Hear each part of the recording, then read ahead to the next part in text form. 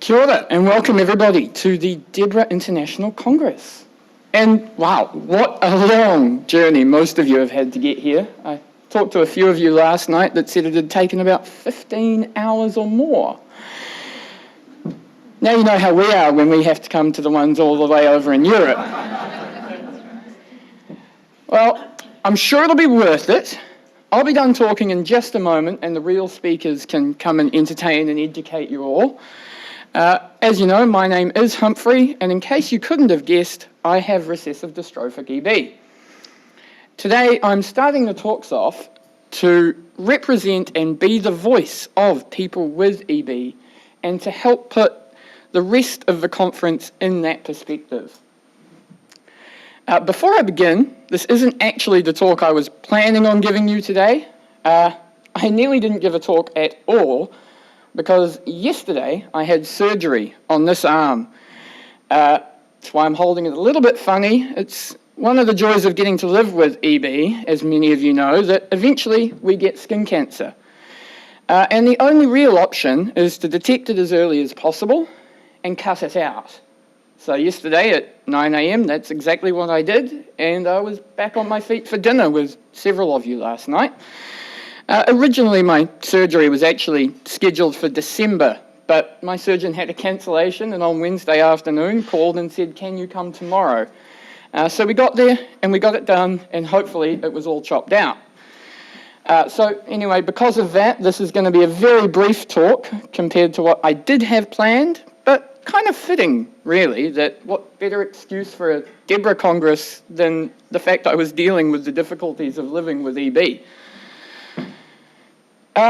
In spite of those difficulties, though, I don't let EB hold me back from living the life that I want to live. I graduated university. I lived in Japan for a year. I worked a regular office job for 7 years. I've been with my partner for 12 years and married for almost 3. And I've traveled the world, often speaking at conferences just like this one. But now, these days, I make videos. Usually for social media, for myself, for other people, for businesses. What that really means I do, actually, is anything I want to, because so long as I'm filming it, it's work. So there's that. I go on adventures, I take pictures, mostly of my Siberian Husky, who you'll probably see at some stage. I go to the gym to work out. I drink coffee quite a lot. I have to admit that. And I eat some amazing food, I fly a drone, I spend time with friends and family, and just generally, I try to make sure that there's at least one moment in every day worth being awake for. That said, take a look. This is what I do. One moment, one shot.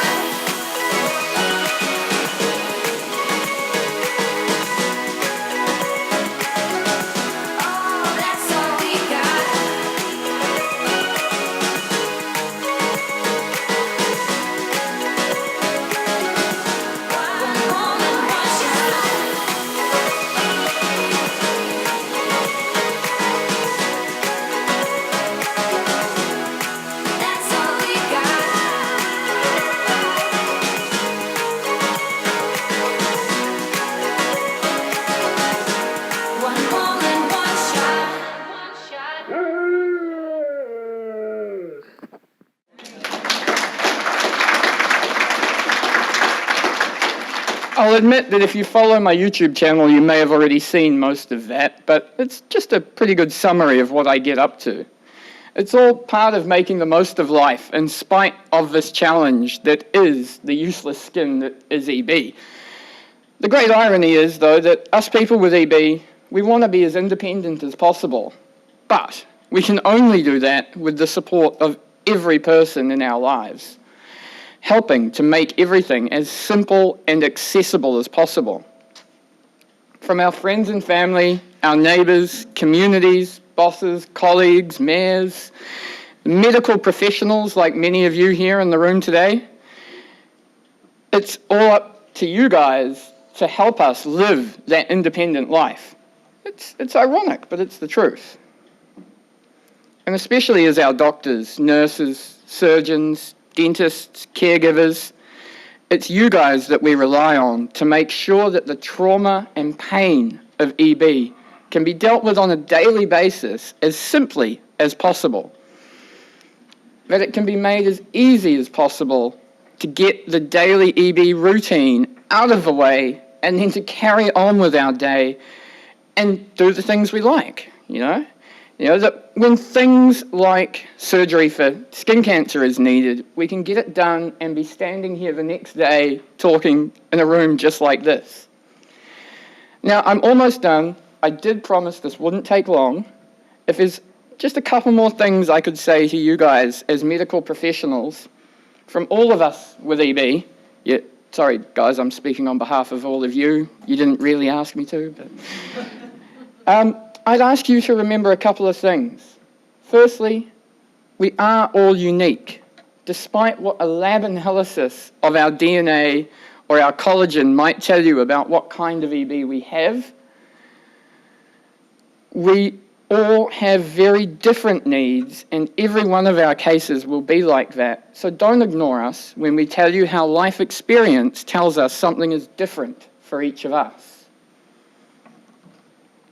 The second thing I'll say is, and this might be a little bit more important, as medical professionals, you may meet different patients. Sometimes you may have dozens of patients if you live in a highly populated area that has EB.